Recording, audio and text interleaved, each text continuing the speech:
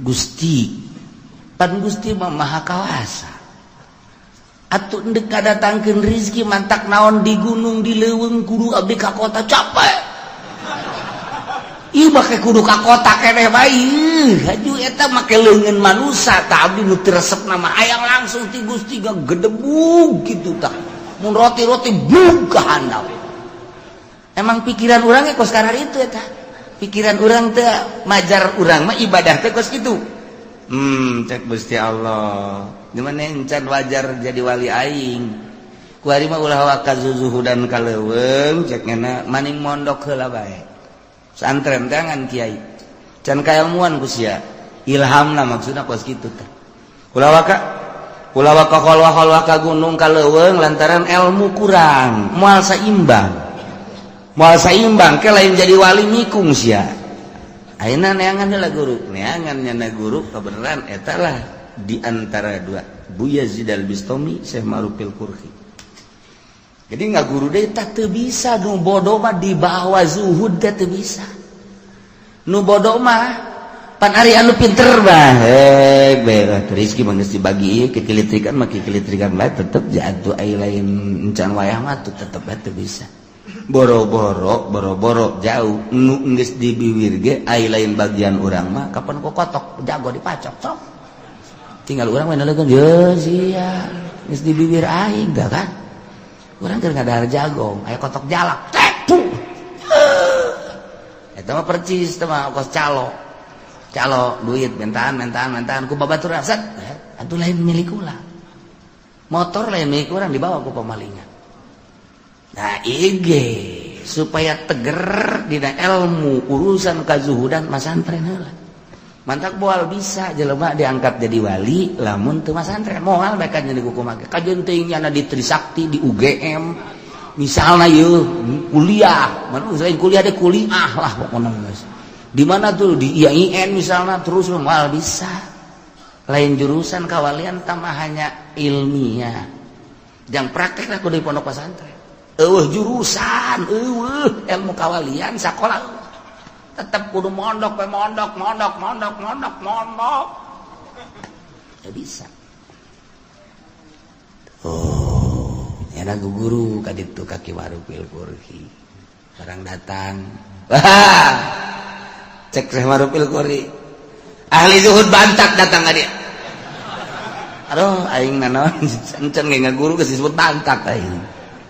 sia di leuweungnya hampir paehnya sia ngadoana teu beres bisa kanyahoan abdi ngadoa teu beres Allah bebeja ka aing amoh sakitu luhur abad sih parah urusan ada jeung Gusti Allah. Allahumma arham ummat sayyidina Muhammad Allahumma anfa'na bima 'allamtana wa 'allimna ma yanfa'una wa zidna instruksi ti Gusti Allah nomor kahiji alla tusyriku bihi syai'a ulah musyrik. Nomor kedua wa bil walidaini ihsana ai asinu bil walidaini ihsana nikmat nu panggedena iman ka Gusti Allah iman ka Kangjeng Rasulullah Muhammad sallallahu alaihi wasallam matak dijieun nomor hiji alla tusyriku bihi syai'a. Nomor kedua kanikmatan teh ayana urang diayakeunna urang hakikatna ku Gusti Allah tetapi melalui hikmah sabab meunang indung bapa urang. Bayangkeun ku otak urang coba cek Kangjeng Nabi urang ti eueuh aya meunang hikmah bapa urang totoker tengah peuting nandean indung paparahuannya beres ti kelebu sorry sia nu mana nu ti kelebu tah beres ngandung apan eta mah mawa maneh 8 bulan galibna bayangkeun ku eta naik kana puyeng naik kana ceuli tarorek naik kana irung naik kana bibir teu ngeunah dahar teu ngeunah nginum nu mantak nyana raba-raba mana nu ngeunah cak nyana neuleuh buah ngora cak nyana pasti ngeunah neuleuh cau ngora pasti cak nyana ngeunah neuleuh jambu ngora pasti cak nyana ngeunah neuleuh tai ngora pasti ngeunah masa nu ngora-ngora lah eta kan diicip-icip kunaon eta aya manehan kan di jero terus 3 bulan 4 bulan rada deres mulai rada ngeunah deui dahar deka mamada ge make diperhitungkeun moalah lantaran ieu keur hamil ieu keur ngandung pan eta di jero beuteung keneh geus deudeuh indung teh deuk kondangan deui itu ulah lah cek bapana emang kunaon gitu ulah ieu baja deukeut ya ulah deukeut ge emang kunaon gitu besi kumaha meureun di jero anak lain emang kumaha teu bagus ka deuleuhna kunaon gitu lantaran di deuleuh dihareup sakumaha jelema anu melendam deuleuh di tukang geus bagusna nu jelas pan lain kitu nu jelas pan lain kitu deudeuh ka anak besi kaganggu deuk nginum ieu ulah lantaran besi mabok di jero deuk ngadahar ieu ulah besi mabok di jero deuk sare deuk naon ge masih diperhitungkeun di jero beuteung keneh geus diperhitungkeun ku indungna masyaallah mulai ku ari geus 9 bulan geus siap-siap deuk ngalahirkeun antara dua pae hirup jihad jana ya Allah ya Rabbi embung disesar lantaran aya lawang nu khusus nu mantak embung disesar lainna naon mahal 12 juta sedangkeun ieu kan kemampuanna ngan saukur 1 juta 2 juta dipaksa ku dokter kudu disesar bae zalim dokter nu mesti ulah disesar mah haram disesar sebab nyesar mah ngarusak alamun geus mesti terakhir kakara tuh masalah lawangna teu bisa teu mampu ngaluarkeun lantaran ieu adalah melebihi kapasitas sebab waktu asup nama leutik kunaon keluar jadi gede nah ieu melebihi kapasitas tapi kakawasaan Allah ya keluar bae keluar bae nu asup mimiti leutik keluar gede masalah masalah teh pokoknya jadi pikiran ulah urusan kekuasaan Allah apa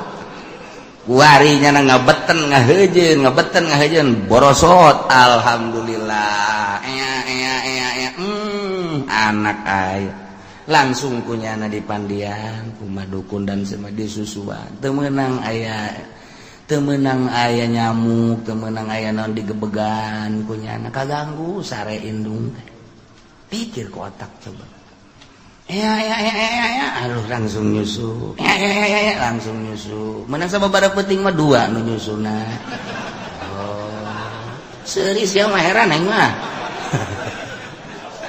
nu hiji orok nu kumisan tah mah Pak eta masyaallah nu pamalingan si euneun teh cek pamalingan budak eta mah nu nyusu kumisan orok na bae kumisan komo bapana budak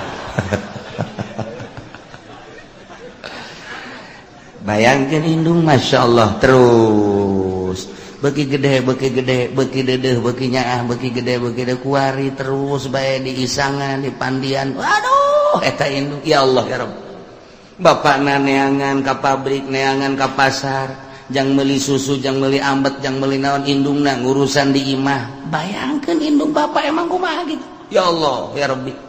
nah kuari geus mulai leng-oleng kokorondangan dan lain sebagainya tetep bae mana sing hade budak besi kahau sing hade eta kan ku deudeuh-deudeuhna ka anak sing hade konsian emang kunaon ditu di tukang empang pan kayak ngajebur ka empang deui kajenting bapana ka empang asa ulah budak tolol teh indungna deui ngomong emang kunaon gitu bongan nah pasti aya nanaon ye pasti aya nanaon ye sekali dia coba ngomong dah budak ulah ka empang aya bapana kajeun kena dijebur nah emang kunaon gitu tilok balik berarti nyandung ya bebeja keur nyandung di mana aya lalaki bebeja nyandung atuh meureun mun bebeja teu diizinan sih di mana aya ginian ngomongna atuh lakos ditu nu tenang atuh mungkin ngomong fokus gitu, bang, tenang lo. Budak, hese ngomong jeung nyandung mah. Teu ka harti kitu kurang.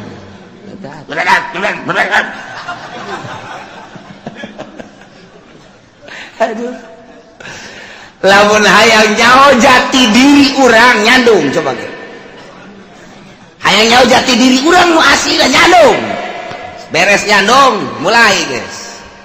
tuh deuleu setan datang nyaho asli da urang setan berarti padahal eta kiai tetep ku pamajikan di setan-setan tuh setan datang tuh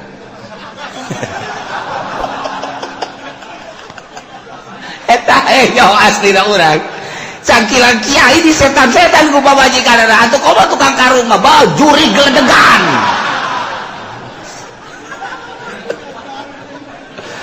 aduh geus teu kuat pokona kanu jandung bagus di setan-setan di juri-juri urang asli na urang kanyahoan ku ari oh berarti aing setan tah maleureun-eureun ngomong mah maleureun-eureun tilu bacem hiji jeung nu dicandung moal aya anggeus-anggeusna ti isuk datang ka sore datang ka isuk ge moal putus nomor kadua nu susah nya nyaritakeun ka susah moal anggeus-anggeus nomor katilu nu gede hutang moal anggeus-anggeus moal aya anggeus-anggeus paeh bae eta geus nah hiji Allah tusiku bi syia nomor kedua bayangkeun lantaran indung ti mimiti ngandung ngalahirkeun ngurus nyusuan dan lain sebagainya datang ka onggong-onggong dan lain sebagainya tetap deudeuh da ka anak bae deuk ka mamana ge moal anak deuk ka mamana ge kela besi anak aro anak we ya anak maka instruksi ti Gusti Allah wa bil walidaini sing boga gawe hade anjeun teh ka indung bapa ihsan kalawan hade nu nyaat ulah nyentak ka indung mah ulah marah ka indung bapa lantaran nyana nu jadi sebab ayana urang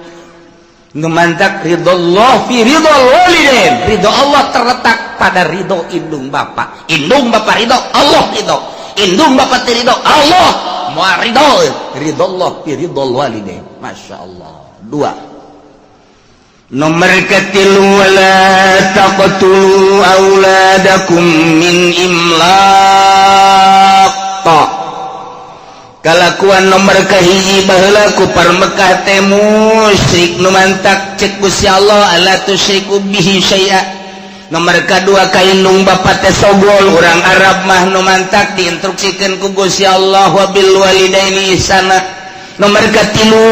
kalakuan urang Arab teh mun boga anak awewe teh asahina sangkilang kukumaha ge tetep bae kunyana dibungkus sirup-irup dikubur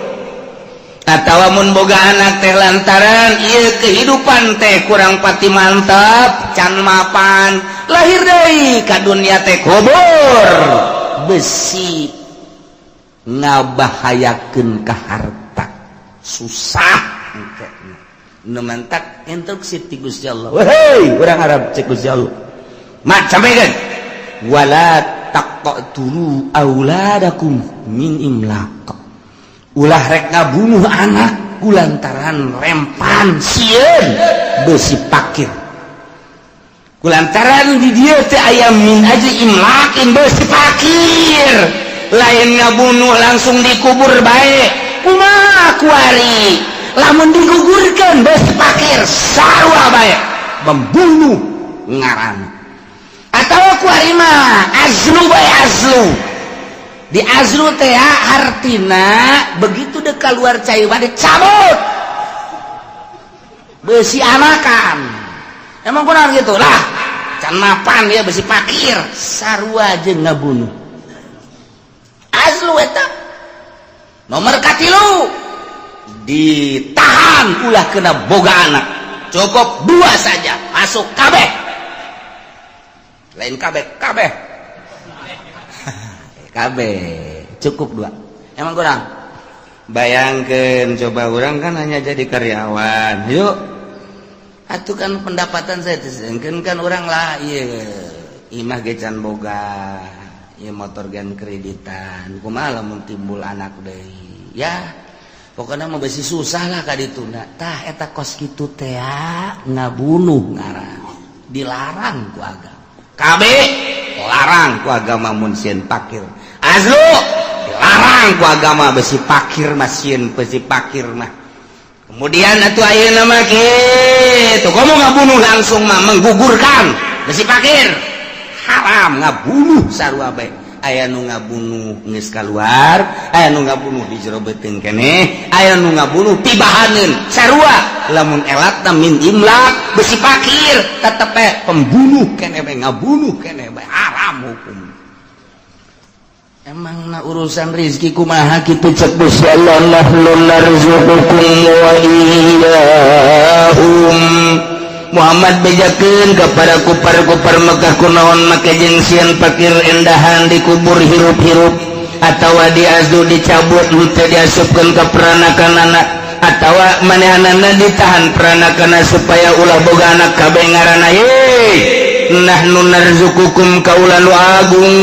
anu ngarizkian aranjeun kabeh wa iyahum jeung anak emang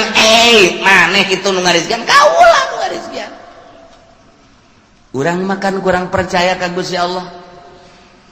kurang keyakinan ka Gusti Allah. Gusti Allah ngajelaskeun wa ma min dabatin fil ardi illa 'alallahi rizquha.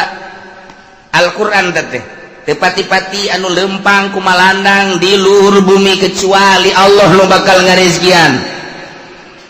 Wari aya surat ti bupati mun maneh jadi PNS bakalna ieu aya gaji. Eselon hiji sekian, eselon 2 kasih, eselon 3 sekian, eselon 7 sekian. Emang aya diayakeun bae lah pokona eselon 7 ge.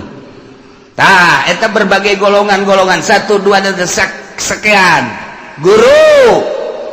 golongan hiji sekian, 2 sekian, 3 sekian. Eta keputusan. Tah, geus. Kuari diadukeun. Percayaan keneh ka Gusti Allah apa percayaan keneh keputusan bupati?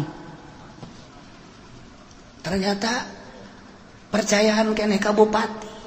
padahal bupati ge menangieun Allah paeh saruanya lagi, tapi kurang percayaan ka itu. Aduh aing mah geus beusi teu digaji terus bae digawe pokona beusi teu digaji rempan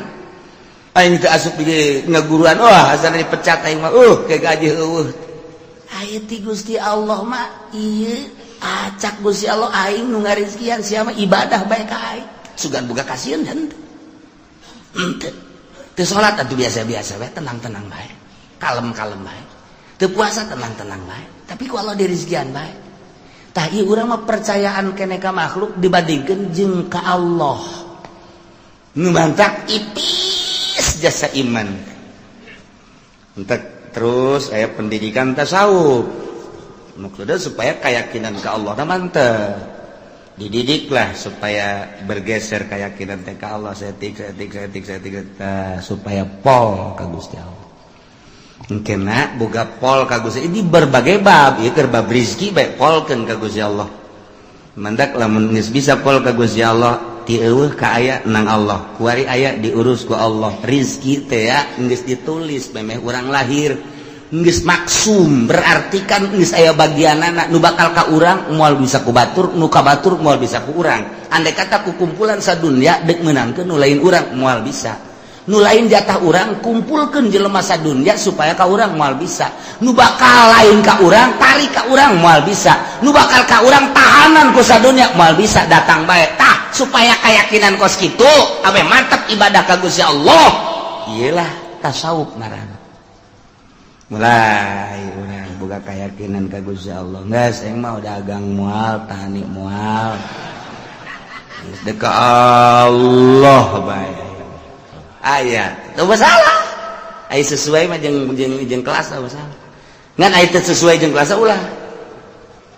Cek pamajikanana Kak. Pan teu ka warung. Lah ka Allah bae pasrah. Ngojek atuh Kak. Ngojek ge sarua teu kurang pasrah ka Allah. Pasrah we ka Allah. Sapoe dua poe. Kak, ieu urang teu dahar geus kumaha Allah bae. Kieu bae tuh Kak, aya geus kos kieu urusanana kakak-kakak tuh ka Allah kula mah deuk balik itu ulah balik bang. Manggodan atuh aing butuh pangkasia. Tuh, aing dibutuhkeun cek nyana. Aya di Paraban teu. Eta aya Paraban urusan Allah. Aya butuh urusan aing.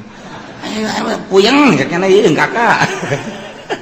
Kita kudu ngaji dek nasawuf dek norekat kudu ngaji lamun teu ngaji cilaka ya pendidikan khusus supaya mantep keyakinan. Nah, urang mun nyaritakeun keyakinan loba macam-macam. Ieu mah carita nu luhur Abu Yazid al-Bistami lepas kutubul auliya ngan memehna nyana zuhud. Geus jadi raja zuhud. Kapanggihlah jeung Ma'rufil Qurhi. Waalaikumsalam. Maneh datang ke mana ka zuhudan maneh cek Ma'rufil Qurhi. Cek Abu Yazid kieu ulama zuhud teh. Coba tanpa ayat terbersit di hati ngahayang-hayang boh usaha boh tani terhadap dunia bagus aya bae di dahar eueuh bae sobar eta kitu kulama sakitu cek Ma'rufil Qurhi anjing kula ge kos kitu ambo cak Abu Yazid anjing kos itu di negara kulama aya bae di dahar eueuh bae nya sabar paling ngelel tah anjing kos kitu berarti maneh mah zuhud ka karang datang ke kos anjing ya Allah atuh kudu kumaha kieu nu hebat ulah hayang kana dunya di mana aya bikeun ka batur di mana eueuh sabar atuh pae cak kana kos ya berarti can kuat maneh tah.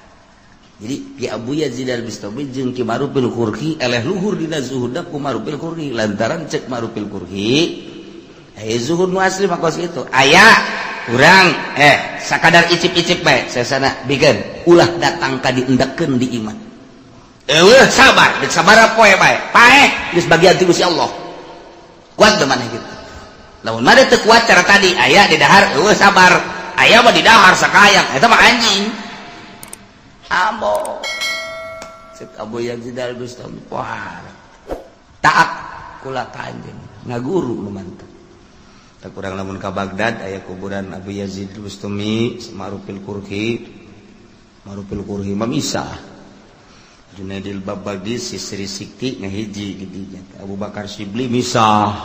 ka Baghdad jadi kabayang kuburan-kuburan kutubul aulia masyaallah. Aya deui jelema ibadah ka Gusti Allah lepas tina segala dunia sapoe di gunung bae 2 poe 3 poe geus mulai rada kaluar kesang tis 4 poe geus leuleus kana geus kicep 5 poe geus rada ngalungsar ngadoa Gusti pancena jak Gusti mun yakin bakal dirizkian pancan aya nu mawakeun keneh bae sak Gusti Allah ta eta siapa ibadah zuhud hayang anu mawakeun tolol ulah piceun eta piceun teu teu geus hayang nu mawakeun mulai ka 7 poe geus leuleus jasa ngadoa deui Gusti abdi mah teu hayang dibawakeun ku makhluk hayang dibere langsung bae ku Gusti cek ya mun sangu-sangu mun roti-roti langsung di Gusti ulah make makhluk enggak saya kadalapan teh can aya keneh pandang telat amat cek aburu pae hasan aya Gusti ka 9 poe ngadoa bari ngedeng Gusti iya ka makhluk mah dengan ka Gusti mah pandang nyantel terus ieu mah geus teu daya teu upaya ieu mah abdi mah ieu asana sapoe ieu ku Gusti teu dikiriman abdi mah paeh tapi kumaha Gusti bae endahan kieu ilhamna ti Gusti tek rizki maneh poe ieu aya ngan maneh kudu ka kota leupangna geus teu kuat deuleu ku maneh luhur di deuleu tuh geus dibukakeun kasak berarti di deuleu di Lauhil Mahfuz bener rizkina aya di kota bakal nu mere ngan nyana kudu ka kota lain ti kamari ada aya keneh tanah enggak cek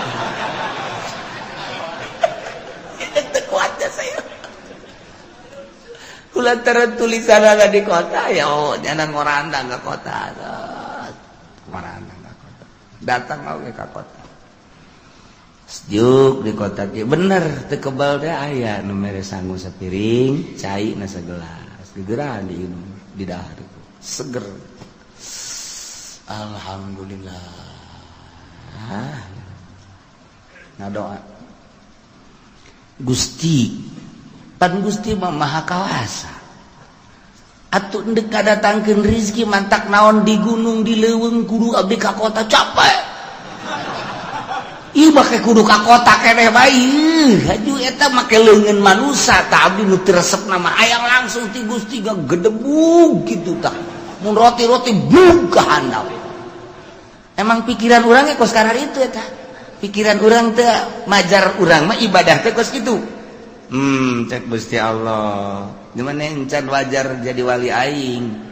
kuari mah ulah waka zuzuhudan kaleuweung cek ngena maning mondok heula bae santren tangan kiai can kailmuan ku sia ilhamna maksudna kos kitu teh ulah waka kholwa ka gunung kaleuweung lantaran ilmu kurang moal saimbang ke lain jadi wali mikung sia ayeuna neangan heula guru neangan nyana guru kebenaran eta lah di antara dua Buya Yazid Al-Bistami Syekh Ma'rufil Qurhi jadi ngaguru deui tah teu bisa nu bodoh mah di bawah zuhud teh teu bisa nu bodoh mah pan ari anu pinter mah rezeki mah geus dibagi ieu kekilitrikan mah kekilitrikan bae tetep jatuh ai lain encan wayah mah tetep teu bisa boro-boro jauh nu geus di bibir ge ai lain bagian urang mah kapan ku kotok jago dipacok sok tinggal urang mah nalekeun ye sia geus di bibir aing da kan urang keur ngadahar jagong aya kotok jalak tepu eta mah percis teh mah kos calo duit mentaan ku babaturan set atuh lain milik ulang motor lain milik urang dibawa ku pamalingan nah ige supaya teger dina ilmu urusan kazuhudan masantren heula mantak moal bisa jelema diangkat jadi wali lamun teu masantren moal bae ka jadi kumaha kajeun teuing nya di Trisakti di UGM misalna yeuh kuliah mun selain kuliah de kuliah lah pokona geus di mana tuh di IAIN misalna terus moal bisa lain jurusan kawalian tambah hanya ilmiah jang praktek lah kudu di pondok pesantren jurusan ilmu kawalian sakola tetap kudu mondok ya bisa enak guru kaditu kaki Ma'rufil Qurhi barang datang cek Syekh Ma'rufil Qurhi ahli zuhud bantak datang ka dia aduh aing nanaon encen ge ngaguru geus disebut bantak aing sia di leuweungnya hampir paehnya sia ngadoana teu beres bisa kanyawan abdi ngadoa teu beres Allah bebeja ka aing amoh saking luhur abad sih parah urusan ada jeung Gusti Allah amoh murigak bulunya lagi murigak bulu tapi tetep can percaya cekena mah nya Allah ngobrol jeung nyana orang lah menceritakan kawalian teh kos gitu jadi kadang-kadang hayang seuri kadang-kadang oh ya eta pendidikan apa gitu can percaya coba aing dek mempercayakeun kos supaya aing yakin nyana di luar gegerentesan eta kos gitu tah oh cek sama doger teu percaya ka aing murid berangkat ayo ndek ka mana ngayakinkeun sia teu yakin ka aing kan pan kanyawan wah beuki sieun bae ayo ndek ka mana ayo tuturkeun sok loba omong ulah mata tanya ayo aing boga babaturan datang ka imah babaturan wow sono biasa adu tangkep lah atuh kadatanganku Ki Ma'rufil Qurhi poharga cari terus dibagiakeun cai kopi dan lain sebagainya ke ulah ka mana dahar akhirnya bener sate dahar lah ti luar nu boga imah samarupil kuri jeung murid anyar Zuhud Bantat teh dah cek samarupil kuri dah ka muridna kan lamun can aya izin ti guru moal dahar begitu samarupil kuri ngadahar sate hiji ngahanum lagi didelegeun kuduaan pan teu di daharnya ngan hiji doang dikuyah-kunyah ku samarupil kuri endah dikadoakeun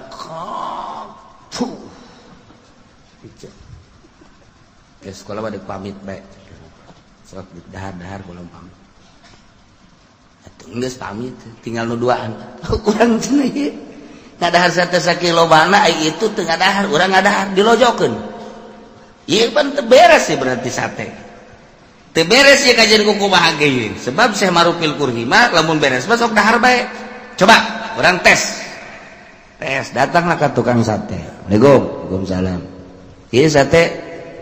kan geus dibayar masalah sakieu teh menang nang di mana menang meuli nu bener ya bener dang meuli nu bener ya urang mah lain lalagan urusan mayar 2 kali 3 kali masangan deuk dicek ieu embe naon nu sabenerna pan bisa marah gitu kula kadatangan guru kula Syekh Marupil Kuri kemudian dahar haju eta satena kunyana diicip-icipna ngajari balangkeun teu mungkin lamun ieu teu bermasalah masyaallah hampura cenah kula can tukang sate emang kurang itu embe paeh ku kula di sate cak anu Bantat Zuhud teh nyahoan kitu cenah tah guru urang embe paeh teh embe nu teu dipencit di sate ku kanyahoan pan urang mah eta mun lamun urang mah terus bae ya urang kadahar bangke kan tuh atuh pati bangsa beungeut-beungeut ku sate teh jangan apa atuh teh jangan urang biasa bae deuk bangket deuk naon pokona mah 15 tusuk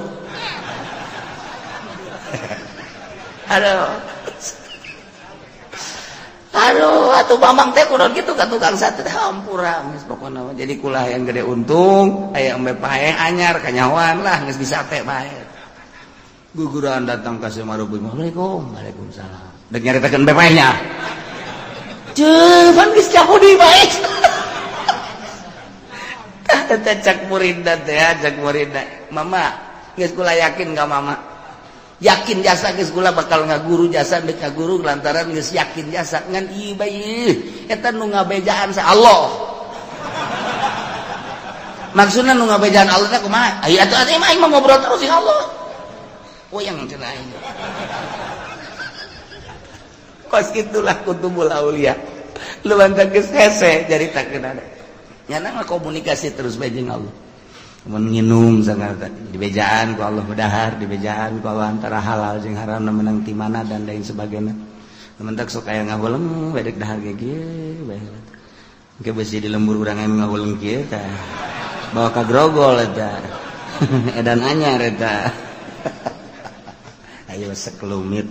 nyaritakeun tentang wali Allah pohara jasa nu bodoh masa dek dijadikeun wali bodoh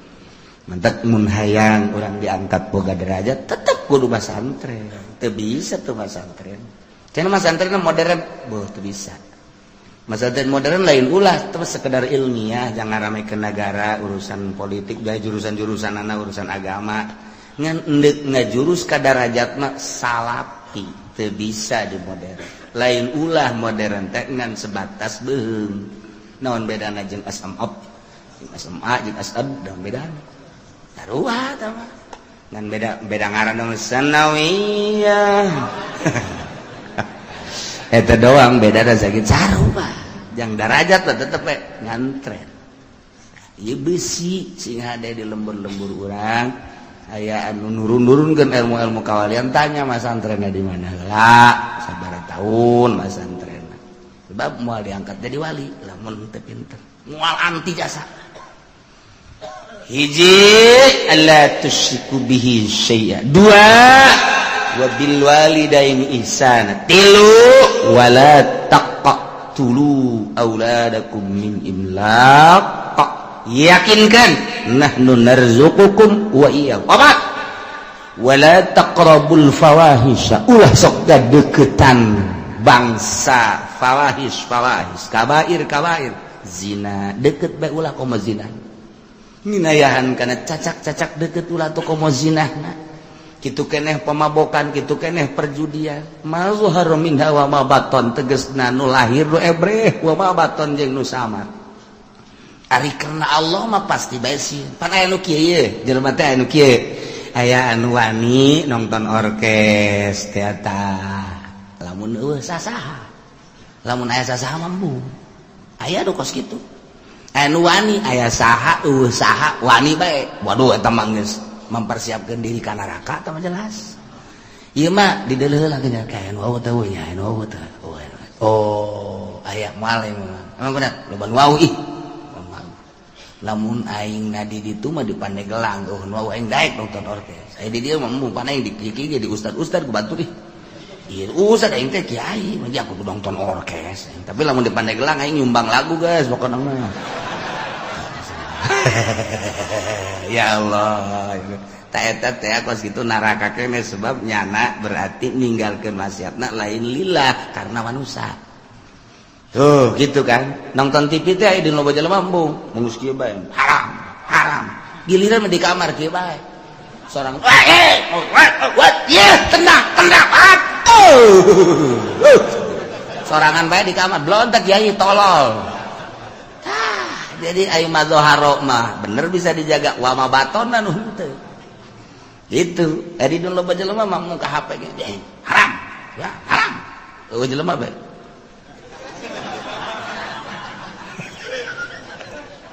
eta loba teh kiai nu kos kitu loba teh kiai loba aya bangsa pengusaha mah geus teu kudu kikituan mah geus ngajebur tah mah teh heula ieu mah kiai aya dina loba jelema aya murid embung tapi sorangan boh tak eta henteu wa mabaton mazhar berkurang lillah berarti mun kadeuleu ku masyarakat nya ngajaga mun sorangan mah henteu tah eta cilaka tah bakos kitu ieu mah wala taqrabul fawahisha ma dhahara minha wa ma batan nu ebre nu samar ditinggalkeun ku nyana lantaran sieuna lain ka makhluk lain ka manusia Allah berarti keur lobaan keur sorangan akur bae nu dipake ka sieuna Allah sedangkan Allah mah nuleukeun teureun nuleukeun ghaib Allah mah sugan aya nundutan la takhuduhu sinatu wala nah teu pernah sare Allah teu pernah nundutan aja urang di bos mah bisa nah bos keur nundutannya jelap bae tuh guru keur deuleukeun nya ayo ngarokok bae ngaji los masalah teu kadeuleuh cenah teh eta mah lain ka Allah kan kos kitu mah ka guru ka bos eta mah teu ikhlas kalimah wala taqtulun nafsallati haramallahu illa bil haqq ulah rek ngabunuh maneh kawak-kawakan sebab baheula di Arab mah teu meunang salah saeutik cekel bunuh kumaha kahayangnya na bae ngaganggu ka nyana bolo nyawa teh murah baheula mantak instruksi ti Gusti Allah aturan ti Gusti Allah ieu nu liba nu jelas terakhir wala taqtulun nafsa ulah rek ngabunuh awak-awakan allati haramallah nu ku Allah diharamkeun illa billah kecuali mangga model kumaha ngabunuh deui qawad diarana atawa murtad nyana kafir ba'dal iman murtad bunuh mun di negara Islam ku ari nu murtad bunuh mana deui rajul muhson tak iya ya kudu diranjam jelema zina sabada muhson zina ba'dal muhson aya ge puluh sarua bae masyaallah nyana nikah biasa halal kemudian saenggeusna merasakan nikmah ndak ngarasakeun kitu ngaranna jima hasil halal wari zina jeung nu sejen ta eta teh wajib dirajam paehan eta mah hak masalah tah manu kos kitu ya na inul limadzalikum wasaqum bihi la'allakum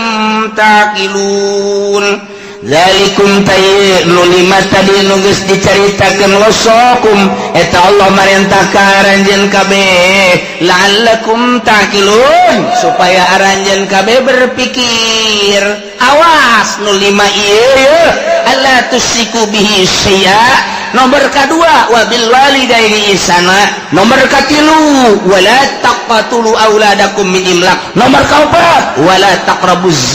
taqrabul fawahisha ma dhahara minha wa ma batan, nomor kalima wala taqtulun nafsal lati harramallahu illa bil haqq. Nah iyalah nu kudu diperhatikan bener-bener lantaran iya nu keur kumalandang di Mekah saat eta nu dilaksanakeun ku kaum-kaum kufar. La'allakum taqilun, coba berpikir. Nu 5 jelas, nu 4 ieu mah nu make perjalanan khofi mana wala taqrabu malal yatim wallahu a'lam.